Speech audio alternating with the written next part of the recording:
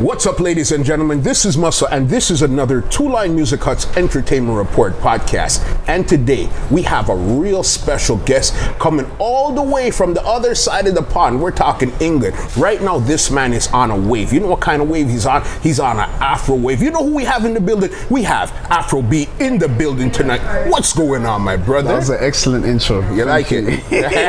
I love it. I love it. Thank you. Thank you. So we're in Canada here. How are you enjoying yourself? Yeah, man. Canada's lovely. I got family here, you know. Yeah. So yeah, second time in Toronto, Carabana weekend. Carabana. We're lit. Did you actually go down to the parade this time? No. You can't be lit then if you didn't I know. No, I wasn't here. I went to Philly quick.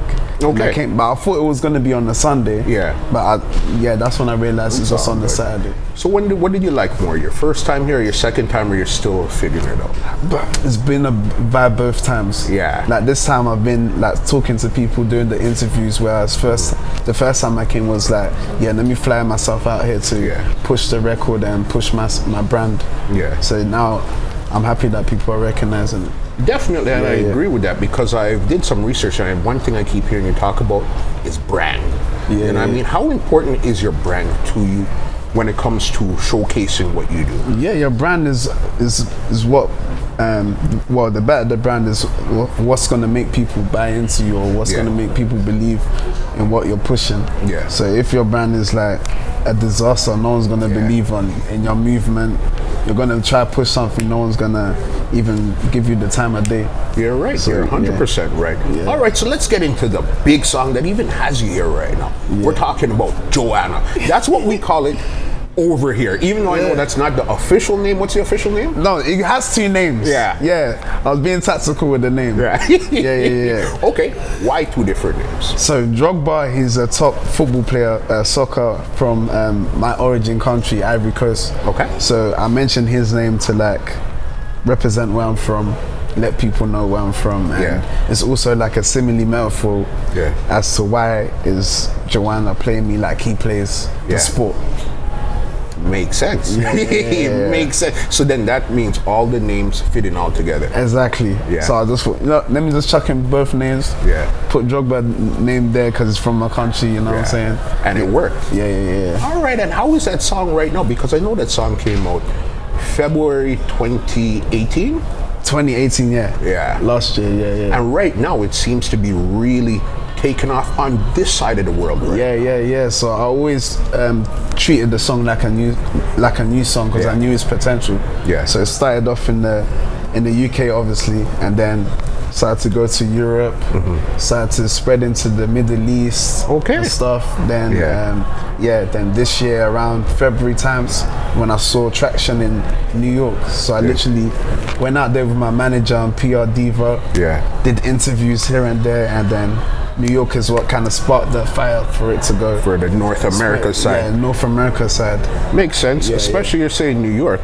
How did you connect with French for the remix? French, that was like someone knows someone. Yeah, and it just made sense because he's also pushing the African movement. He's from Morocco, I believe, North Africa. Yeah. So man, he's a cool guy as well. So. Definitely, I seen the video. It's hot. You know what I mean? Definitely. I see a lot of stuff happening for you right now. You know what I mean? How does it feel? When did you know that?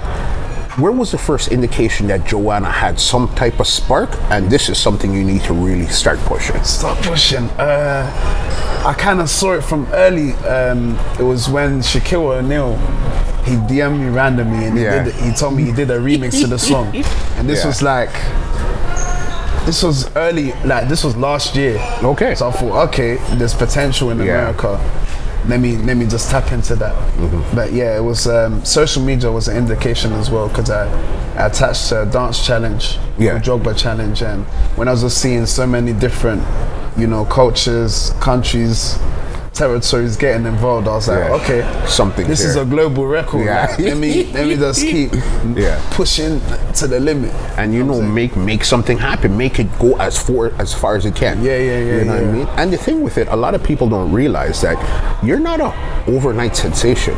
When it comes to this music business here, I know for at least 10 years you're a DJ. And then halfway in that, you turn into an artist. Yeah, exactly. So I started off DJing in the Caribbean club called NW10. Okay. This place was in the hood. Like, played predominantly dancehall music. Okay. And this is when, you know, Kartel was popping, the whole Gaza versus Gully phase. Yeah. So I just came in. I was just this African kid that came in to play songs, but I didn't get that long of a set. But the more I played, people warmed up to the sound, and that's how I was like starting to build my fan base. So you were playing Afrobeats from the beginning? Afrobeats from the beginning, but the difference from that, the music before and now, is that artists were singing more in their native language. So there was always that language barrier, that crossover. And the sound was like a completely big jump from like the dancehall. As now you can mix in a like Afro tune with a dancehall tune because of the same tempo or whatever.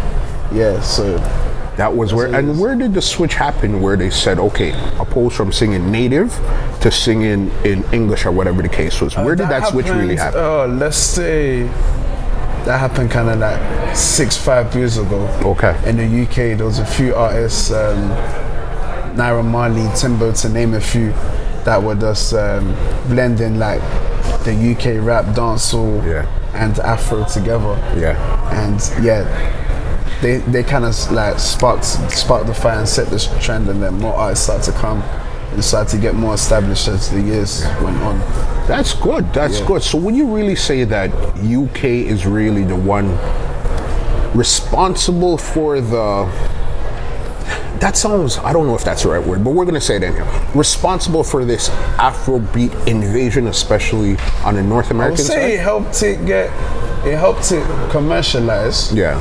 But I wouldn't say responsible because the songs that are getting played out here are the songs that are more traditional sounding. Do you get it? Rather than UK sounding. So, you know, the Afrobeat, the Wizkids, the Burna Boys, the Vidos, I feel those are the songs you guys are rocking with now. That's gonna start expanding as we keep dropping more songs. Yeah, you're right. And that's even brings me to another point I wanted to bring you. You're born, raised in the UK. Yeah, born and raised. All right. But you're singing Afrobeats, right? But we call it Afro Wave. Yeah, I call it Afro Wave. All right. So then when it comes back to going to Africa and those type of artists, do they really respect your craft 100% because you are not, your parents are from there, but you're from another region? What's that like? Like, okay, for example, let me think. So where are you from? I'm born in Canada, but my parents are from Guyana. So if you went to Guyana, would they treat you differently because you were born and raised? I don't know. I feel like it happens for everyone. But they will just make a little joke, but it wouldn't be that deep. Okay, so it wasn't nothing, but they respect the craft because you're good at what you do. Yeah, because the actual artist from Africa was showing me love and giving me cosign, so I never really had that issue. Okay. And they just respect what I'm doing. Respect what they're doing. And I used to play the music before I did started to release my own songs, so they recognize that. So I feel like that played that gave me a little advantage. Makes sense. It's a win-win for all parties involved. Plus, I know, as I said, you started out as a DJ, but I know you still DJ just exclusively on the radio, right? Radio once a week. On Capital Extra, that's 2 hour slot. Just playing Afrobeats. Afrobeats at Afrobeat Show is the name.